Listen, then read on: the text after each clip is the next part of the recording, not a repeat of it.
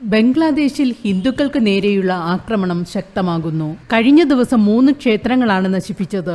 2 സന്യാസിമാരെയും police arrest ചെയ്തു. ബംഗ്ലാദേശിൽ നിന്ന് പുറത്തുപോകാൻ ശ്രമിച്ച 63 ഇസ്കോൺ സന്യാസിമാരെ തടഞ്ഞുവയ്ക്കുകയും ചെയ്തു.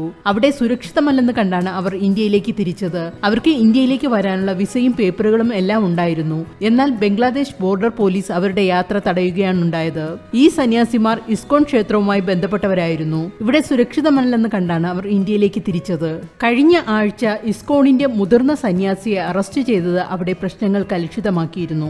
ഹിന്ദുക്കളെ തിരഞ്ഞുപിടിച്ച് ആക്രമിക്കുന്നത് ഇന്ത്യയും ബംഗ്ലാദേശും തമ്മിലുള്ള ബന്ധത്തെ ഉലച്ചുകൊണ്ടിരിക്കുകയാണ്. സന്യാസിയായ ചിന്മോയ് കൃഷ്ണദാസിന്റെ അറസ്റ്റും അദ്ദേഹത്തിന് ജാമ്യം നിഷേധിച്ചതും ഇന്ത്യയും ബംഗ്ലാദേശും തമ്മിലുള്ള ബന്ധത്തിന് ഉലച്ചിലുണ്ടാക്കിയിരിക്കുകയാണ്. ഇന്ത്യ ഔദ്യോഗികമായ ആശങ്ക അറിയിക്കുകയും ബംഗ്ലാദേശിലെ ഹിന്ദുക്കളുടെ സുരക്ഷ ഉറപ്പാക്കാൻ അവിടുത്തെ ഗവൺമെന്റിനോട് ആവശ്യപ്പെട്ടിരിക്കുകയുമാണ്. ഇന്ത്യൻ ടൂറിസ്റ്റുകളെ ഇവർ വെറുതെ വിടുന്നില്ല.